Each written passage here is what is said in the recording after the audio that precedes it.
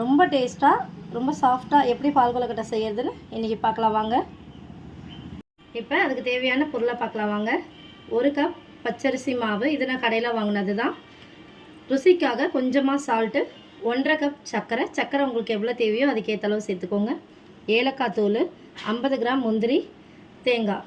நான் இப்போ லைட்டாக மிக்சியில் அடித்து வச்சுருக்கேன். இது கூட முந்திரி சேர்த்து திரும்பவும் நம்ம அரைப்போம். இப்போ அதை எப்படி தயார் பண்ணலான்னு பார்க்கலாம்.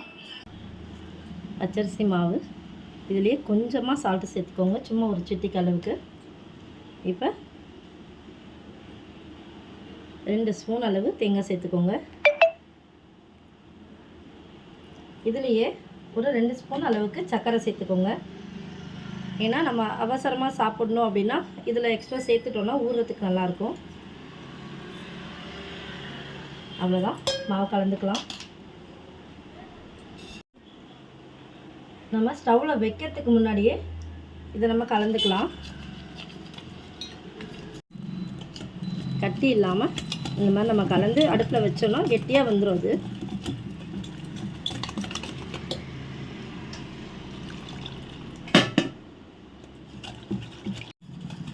இந்த அளவுக்கு தண்ணியாக இதை கரைச்சிக்கலாம். நம்ம ஸ்டவ்வில் ஊற்றினோன்னா மாவு கெட்டியாகிடும். இப்போ ஸ்டவ் பற்ற வச்சு நம்ம கலந்து வச்சுருக்க மாவை இந்த பாத்திரத்தில் மாற்றிக்கலாம். ஏன்னா ஸ்டீல் பாத்திரத்தில் வச்சோன்னா கொஞ்சம் அடி பிடிக்கும்.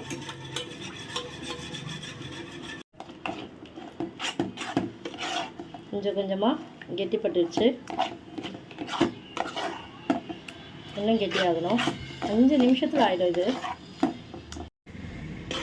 அவ்வளோதான், மாவு ரெடி ஆகிடுச்சு. இது எப்படி பார்க்கணும் இறக்கணுன்னா அது பாருங்கள், இந்த மாதிரி தண்ணியில் கையை தண்ணியில் நினச்சிட்டு மாவை இப்படி தொட்டிங்கன்னா ஒட்டாது.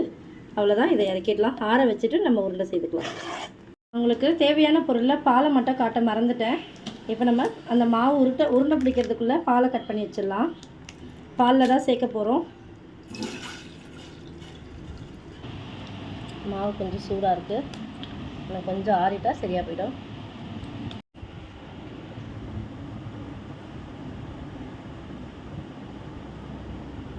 உங்களுக்கு எந்த மாதிரி டிசைன் வேணுமோ நீங்கள் பண்ணி போட்டுக்கோங்க.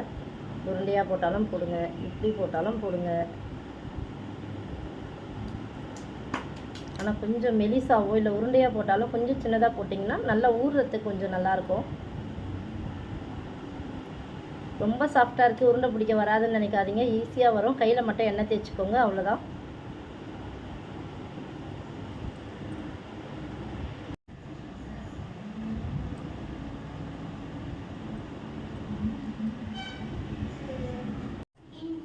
பால் நல்லா காஞ்சி கொதிக்குது.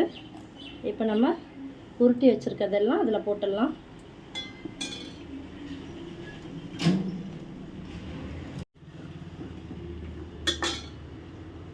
எதுவுமே ஒட்டாமல் வந்திருக்கு பாருங்கள். இது ஒரு 5 நிமிஷம் கொதி வந்ததுக்கப்புறம் நம்ம அரைச்சி வச்சுருக்க தேங்காய் முந்திரியை சேர்த்துக்கலாம். இப்போ இதில் ஏலக்காய் பவுடர் போடலாம். தேவைன்னா சேர்த்துக்கோங்க, வேண்டானா விட்டுருங்க.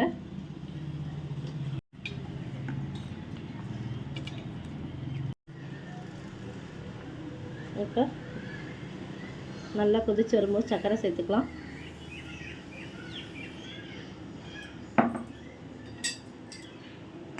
இந்த மாதிரி செய்திங்கன்னா ரொம்ப டேஸ்ட்டாக ரொம்ப சாஃப்டாக இருக்கும் அந்த பாலெல்லாம்.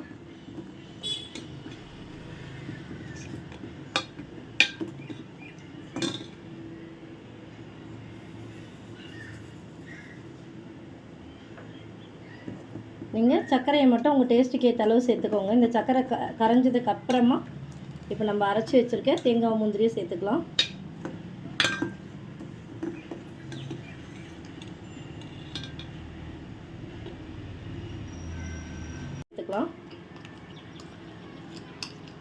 இது கொதிக்கணும்னு அவசியம் இல்லை. நம்ம லைட்டாக மிக்ஸ் பண்ணி விட்டு அப்படியே இறக்கிக்கலாம். அந்த ஹீட்டில் ஒரு 5 நிமிஷம் விட்டிங்கன்னா பால் கொழுக்கட்டை ரெடி.